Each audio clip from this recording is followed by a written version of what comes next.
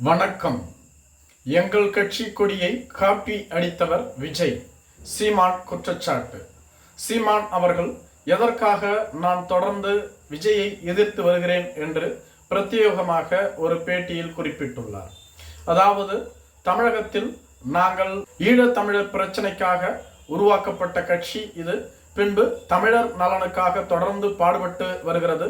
உலகம் முழுவதும் உள்ள தமிழர்களுக்காக போராடக்கூடிய ஒரே ஒப்பற்ற கட்சி நாம் தமிழர் கட்சி தான். நாங்கள் மஞ்சள் சிவப்பு என்ற இரு நிறங்களை கொண்ட கொடியை உருவாக்கி இருந்தோம். இதற்கு நாங்கள் விளக்கமும் அளித்திருந்தோம். ஆனால் புதியதாக கட்சி தொடங்கிய தம்பி விஜய் அவர்களோ, அவரும் தனது கட்சி கொடியில் மஞ்சள் சிவப்பு என்ற இரு வண்ணங்களை பயன்படுத்தி இருந்தார். அதில் பிரச்சனை இல்லை. மஞ்சள் என்றால் மங்களகரத்தை குறிக்கும் என்றும், சிவப்பு என்றால் புரட்சி என்றும் ஒரு கருத்தை கூறுகிறார். இது எந்த வகையில் ஏற்புடையதாகும்? நாங்கள் இதே வண்ணத்திற்கு வேறு கொள்கையை கூறியிருக்கிறோம்.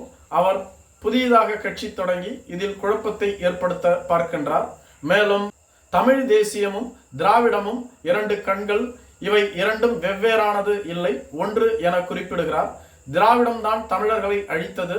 தமிழர்கள் இன்று தமிழ் நிலத்தை இழந்து நிற்கின்றார்கள் என்றால் அதற்கு காரணமே திராவிடம்தான். திராவிடம் தமிழை அழிக்க நினைக்கின்றது. இதை புரிந்து கொள்ளாமல் திராவிடமும் தமிழ் தேசியமும் ஒன்று என கூறுகிறார். இதை எப்படி ஏற்றுக்கொள்ள முடியும்? ஒன்று சாம்பார் என கூற வேண்டும், அல்லது கருவாட்டு குழம்பு என்று கூற வேண்டும். கருவாட்டு சாம்பார் என்று கூறினால் நன்றாகவா இருக்கும்? ஒரு கட்சிக்கான கொள்கையை உருவாக்க தெரியாமல் உள்ளார். அவருக்கு தனித்துவமான கொள்கை என்று எதுவும் தெரியவில்லை. புரிதல் இல்லாமல் கட்சி தொடங்கி அவரும் குழம்பி போய் உள்ளார், மற்றவர்களையும் குழப்பி வருகிறார். இவரை நம்பி பல இளைஞர்கள் கட்சிக்குள் வந்து எதிர்காலத்தில் என்ன செய்ய போகிறார்கள் என்றே தெரியவில்லை. எங்கள் கட்சியினுடைய கொடியை காப்பி அடித்து அப்படியே ஒரு புதிய கொடியை உருவாக்கி அதுதான் தமிழக வெற்றி கழகத்தின் கொடி என கூறி வருகிறார். இதை எப்படி நாங்கள் ஏற்றுக்கொள்ள முடியும்? ரஜினி அவர்கள் அரசியலுக்கு வந்தபோது எதிர்த்த முதல் ஆள் நான் தான். ஏனெனில், நீ எங்கள் மாநிலத்திற்கு பிழைக்க வந்தாய், நீ எங்கள் மாநிலத்தை நம்பி பிழைத்துக்கொள், நடிகனாக இருந்து விட்டு போ, ஆனால் எங்களை ஆள நினைக்க கூடாது என அவருக்கு எதிராக குரல் கொடுத்தேன் என குறிப்பிட்டிருந்தார். அதே சீமான் தான் தற்பொழுது விஜயை எதிர்க்க தொடங்கிய பின்பு ரஜினியிடம் சென்று சரணடைந்தார். அவரோடு 2 மணி நேரம் பேச்சுவார்த்தையில் ஈடுபட்டார். அதற்கு பல பேர் சீமானை சங்கி என்று கூட குறிப்பிட்டிருந்தார்கள்.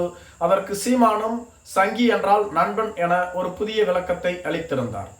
அதாவது, சீமான் அவர்கள் தான் இளைஞர்களை நல்வழிப்படுத்த கட்சியை தொடங்கியதாகவும், தன்னை நம்பி கட்சிக்கு வந்தவர்களுக்கு ஒரு புரிதலை ஏற்படுத்தியுள்ளதாகவும், ஆனால் விஜய் எந்தவிதமான புரிதலும் இல்லாமல் புதியதாக ஒரு கட்சியை தொடங்கி தமிழக இளைஞர்களை குழப்பிக் கொண்டிருக்கிறார் என குறிப்பிடுகிறார்.